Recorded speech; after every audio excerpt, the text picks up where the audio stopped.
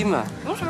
Vous sortez votre première bande dessinée aux éditions Delcourt, ça s'appelle Paris d'amis, avec un jeu de mots dans le titre, c'est le Paris et en même temps c'est Paris, avec comment dire, la scénariste, on peut dire, comment elle s'appelle, Rokhaya Diallo, c'est ça? Comment est né ce projet? Comment est né ce projet? Oui. Alors en fait c'est un projet que Rokhaya avait, en fait l'éditrice qui était Sophie Chédru est venue chercher Rokhaya qu'elle connaissait déjà en lui demandant si elle n'avait pas un projet. En fait au départ l'idée c'était plutôt que Rokhaya parle de sa vie à elle, de comment elle en était arrivée à être journaliste, enfin comment elle avait réussi à mener tous les combats qu'elle mène aujourd'hui. Et en fait Rokhaya préférait faire de la fiction.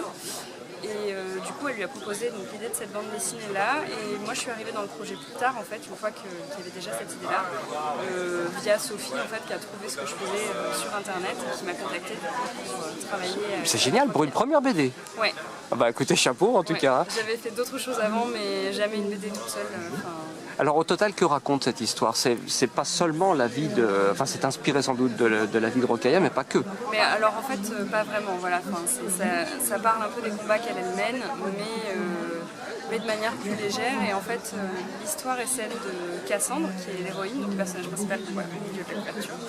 Et ça se passe au moment où elle revient de 2 ans aux États-Unis, où en fait elle essaie de se refaire une place à Paris. D'accord. Et c'est des questionnements identitaires, voilà, sur la place d'une femme noire à Paris, quel héritage culturel on peut avoir, des choses comme ça. Voilà.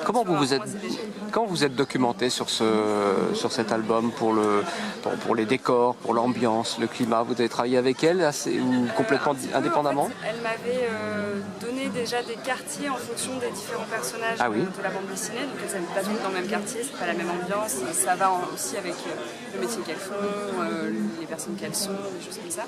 Et moi j'ai un peu découvert Paris avec la bande dessinée parce que en fait ça faisait pas 1 an que j'étais là quand j'ai signé ce projet-là. Et du coup j'ai un peu parcouru Paris aussi. C'est génial, vous avez joint l'utile à l'agréable, on peut dire. Du coup, donc première bande dessinée, belle réussite, édition Delcourt. Ouais. D'autres projets derrière? D'autres projets derrière, plutôt en bande dessinée jeunesse pour le moment. Et puis des projets personnels qui sont en cours d'écriture, des choses comme ça. Est-ce qu'il y a un blog où on peut suivre ça, ou un site ou Facebook? J'ai un blog où j'essaie de poster régulièrement des choses. Comment ça s'appelle? C'est mon kimconsigny.blogspot.com, peut-être .fr, je sais plus. On va aller regarder sur Google, on va vous googliser et suivre ça avec intérêt. Merci beaucoup Kim, et puis je vous souhaite un très bon salon. Donc on est à Saint-Ouen-les-Vignes et puis vous avez vu l'ambiance et c'est super. C'est hyper chouette. Merci beaucoup. Merci à vous.